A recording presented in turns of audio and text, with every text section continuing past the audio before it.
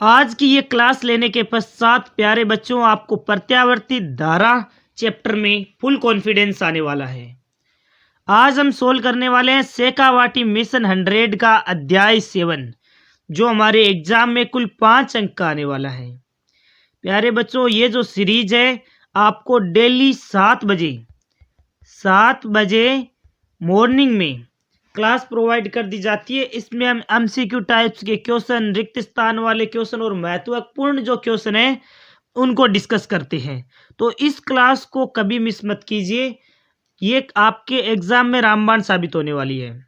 दूसरा, इस क्लास को अपने दोस्तों में, अपने फ्रेंड सर्कल में ज़रूर शेयर कीजिए क्योंकि हर स्टूडेंट इस क्लास का फ़ायदा ले सके।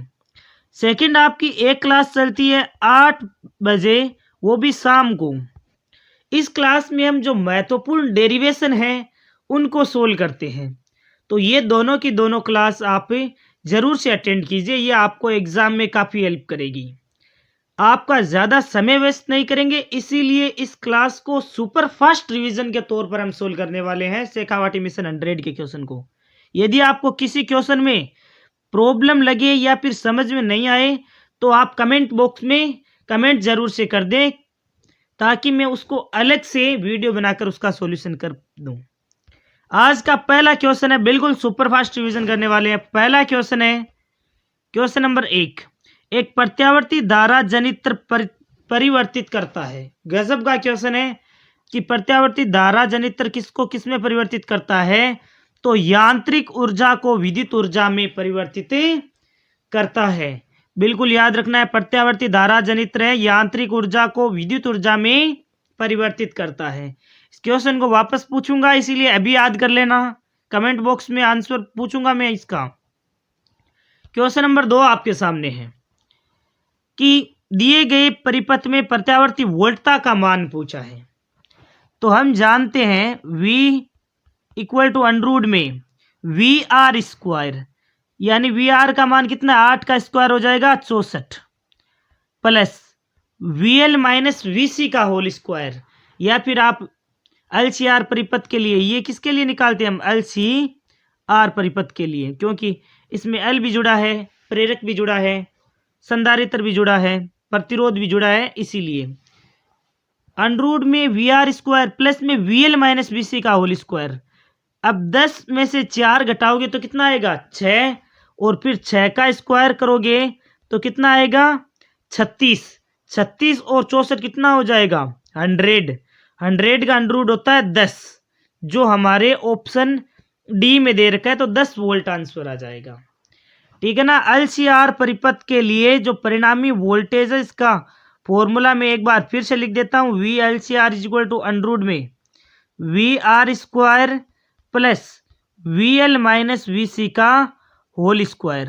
अब VL माइनस VC का होल स्क्वायर भी कर सकते हो और VC माइनस VL का होल स्क्वायर भी कर सकते हो। हम अलग अलग पार्ट से 2 केस लेते हैं, तो ये जब फॉर्मूला लगाने पर 10 आंसर आ रहा है, ऑप्शन डी आ जाएगा। अगले क्वेश्चन की ओर बढ़ते हैं। Question number 3।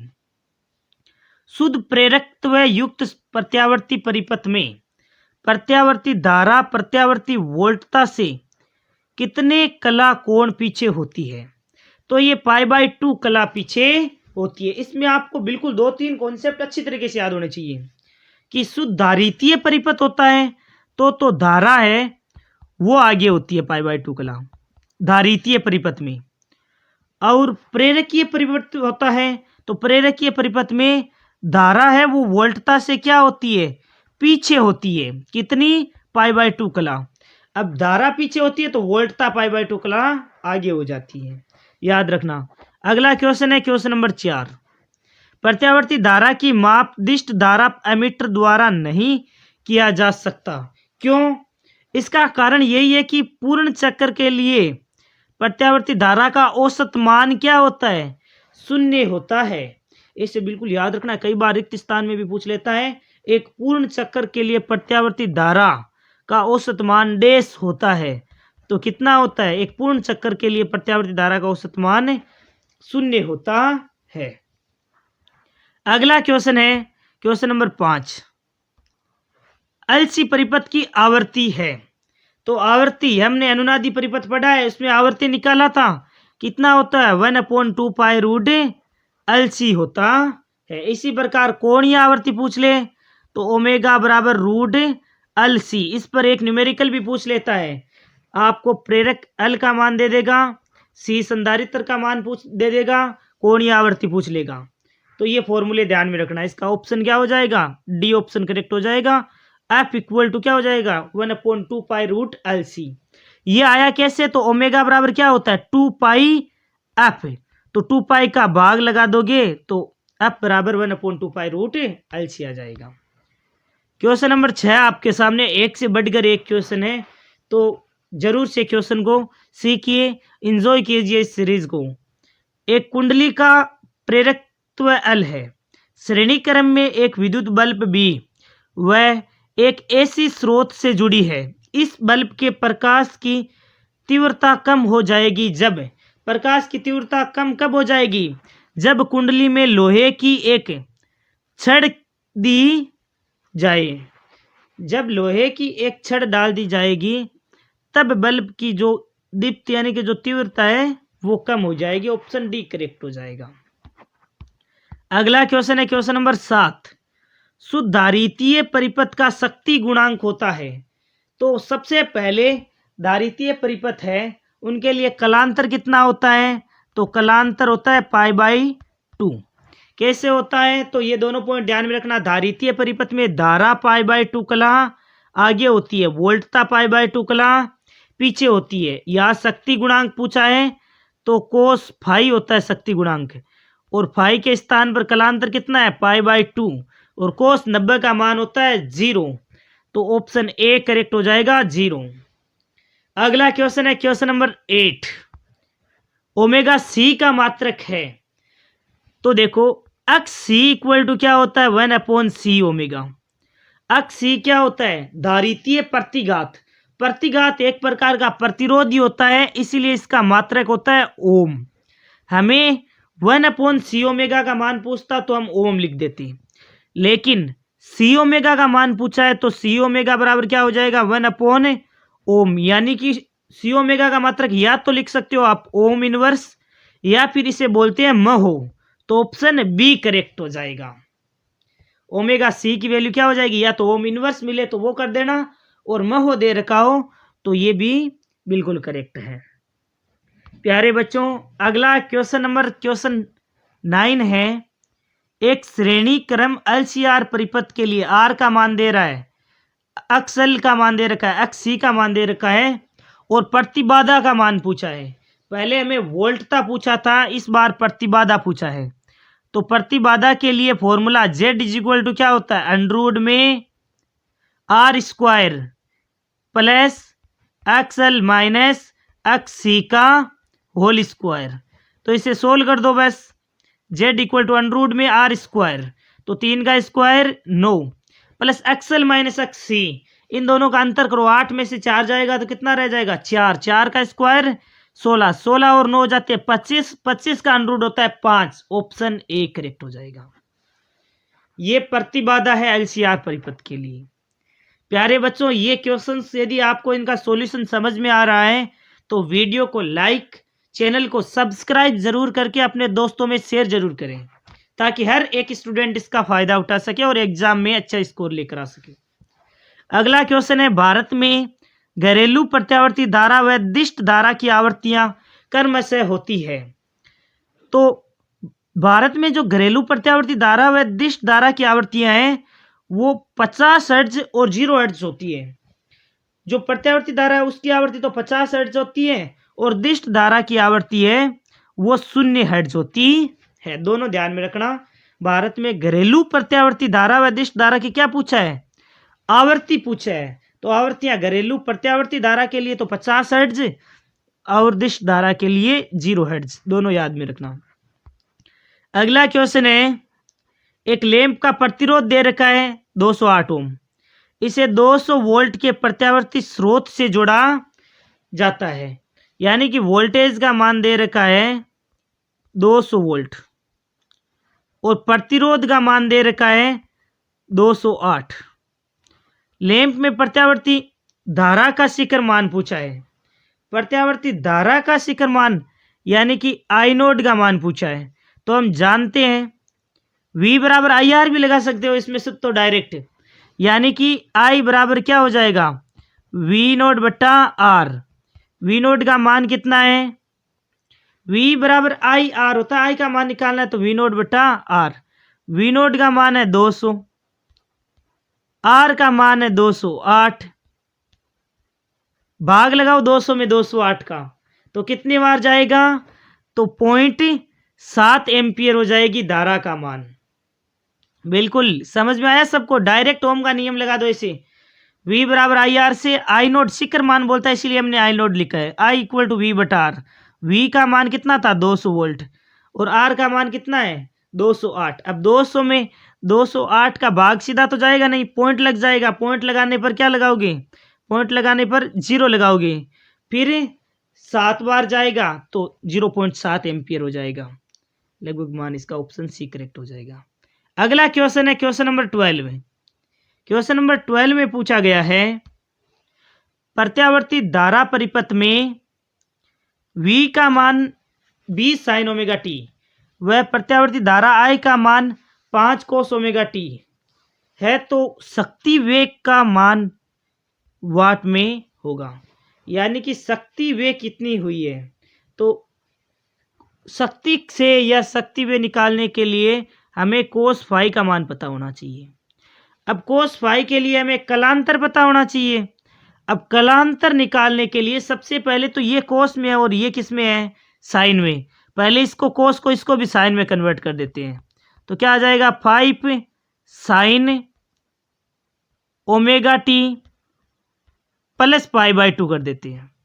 Sine omega T plus π/2, इसे आप ऐसे लिख सकते हो sine π/2 plus omega T. Sine 90 plus theta क्या होता है कोस थीटा। सेकंड में कोस जो साइन क्या होता है पॉजिटिव होता है, इसीलिए ये देखो वापस एक्स्ट्रा कैसा आ जाएगा 5 कोस ओमेगा टी। हम इसे ऐसे लिख सकते हो। अब देखो ये भी साइन का टर्म है, ये भी साइन का टर्म है, दोनों का कलांतर देखो ओमेगा टी का और ओमेगा टी प्लस π/2, इनका कलांतर मतलब इन दोनों का अंतर कितना हो जाएगा, इसका और इसका π/2। हमें एक शक्ति से ही तो निकालना है, तो कोस फाई के स्थान पर कलांतर π/2 रख दो, क्योंकि देखो ओमेगा टी में से घटा देना ओमेगा टी प्लस π/2, तो कलांतर π/2 ही आएगा और कोस 90 का मान वैसे भी 0 आता है। ऑप्शन बी करेक्ट हो जाएगा। इसका ऑप्शन ए करेक्ट हो जाएगा। ए ऑप्शन में दे रखा है 0। अगला क्वेश्चन है क्वेश्चन नंबर 13। क्वेश्चन नंबर 13 में पूछा गया है अनुनादी अवस्था में वोल्टता व धारा के मध्य कलांतर फाई का मान होता है। तो अनुनादी अवस्था में वोल्टता व धारा के मध्य कलांतर कितना होता है, तो अनुनादी अवस्था में वोल्टता व धारा के मध्य कलांतर 0 होता है। दोनों एक ही दिशा में तो होती है वोल्टता और धारा। अनुनादी अवस्था में धारा और वोल्टता के मध्य कलांतर 0 होता है, अच्छी तरीके से याद रखना। अगला क्वेश्चन नंबर 14 है प्रत्यावर्ती धारा परिपथ में धारा का वर्ग माध्य मूल मान IRMS √2 है, इसका शिखर मान क्या होगा। तो ऐसा एक क्वेश्चन आ ही जाता है। IRMS धारा का वर्ग माध्य मान क्या होता है I0 बटा √2, ये तो होता है फॉर्मूला। अब IRMS का मान दे रखा है, शिखर मान का मतलब है I0 आपसे पूछा है, तो IRMS है √2, इसे गुणा करवा दो इस √2 से, तो इक्वल क्या आ जाएगा I0 आ जाएगा। √2 को √2 से मल्टीप्लाई करोगे तो 2 आ जाएगा। ए ऑप्शन करेक्ट हो जाएगा। अब क्वेश्चन नंबर 15 आपके सामने है प्रत्यावर्ती धारा का प्रथम धनात्मक अर्ध चक्कर के लिए औसत मान होता है। तो एक पूर्ण चक्कर के लिए प्रत्यावर्ती धारा का औसत मान 0 होता है, जबकि प्रथम धनात्मक अर्ध चक्कर के लिए प्रत्यावर्ती धारा है उसका औसत मान 2I0 बटा पाई होता है। बी ऑप्शन हो जाएगा। क्वेश्चन नंबर 16 आपके सामने प्रत्यावर्ती धारा का तापन मापन किया जाता है। तो प्रत्यावर्ती धारा का मापन किया जाता है किस में किया जाता है, तो तप तार एमीटर के द्वारा। क्वेश्चन नंबर 17 में पूछा गया है प्रत्यावर्ती वोल्टता का मान V equal to 400 sine 100 pi t है। इस वोल्टता की आवर्ती पूछी है। तो देखो V इक्वल टू क्या होता है, V node sine omega T. तो ओमेगा का मान कितना है, या ओमेगा का मान है 100 पाई।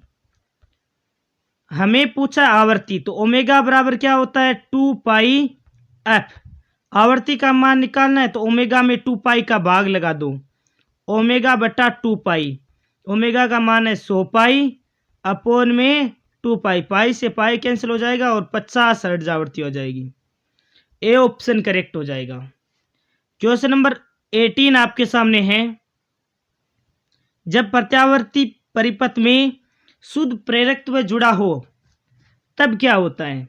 तो प्रेरकीय परिपथ और प्रेरकीय परिपथ में वोल्टता धारा से π/2 कला कोण आगे रहती है। ए ऑप्शन हो जाएगा। ऐसे दोनों तीनों पॉइंट ध्यान रखना। धारितीय में धारा π/2 कला आगे होती है, वोल्टता पीछे होती है। किसमें, शुद्ध धारितीय परिपथ में। ऐसे ही प्रेरकीय परिपथ में वोल्टता धारा से π/2 कला आगे होती है और धारा हो जाती है इसमें पीछे, वोल्टता हो जाती है आगे इस प्रेरकीय परिपथ में। अगला क्वेश्चन है क्वेश्चन नंबर 19। विद्युत ऊर्जा का लंबी दूरियों तक बड़े पैमाने पर संप्रेषण व वितरण करने के लिए उपयोग में लिया जाता है। तो क्या उपयोग में लिया जाता है, ऊंचाई ट्रांसफॉर्मर। याद रखना, लंबी दूरियों के लिए। अगला क्वेश्चन है 20 क्वेश्चन। धातु संसूचक किस सिद्धांत पर कार्य करता है। तो धातु संसूचक है वह अनुनाद के सिद्धांत पर कार्य करता है। ऑप्शन ए करेक्ट हो जाएगा। प्यारे बच्चों, इसके आगे के क्वेश्चन हैं जो लघुदात्मक के क्वेश्चन है वो डेरिवेशन सम व्हाइट बोर्ड पर अच्छी तरीके से सोल्व करवाएंगे, तब आपको और भी क्लियर हो जाएगा। यदि आपको वीडियो अच्छी तरीके से क्लियर हुआ है, इन एमसीक्यू क्वेश्चन की सीरीज को कंटिन्यू रखना है, तो वीडियो को लाइक, चैनल को सब्सक्राइब जरूर करें, अपने दोस्तों में शेयर करें और खूब मेहनत करते रहिए। अब जो बहुत ही कम समय है, उसी कम समय में ही आपको अधिक से अधिक मेहनत करनी है। Thank you.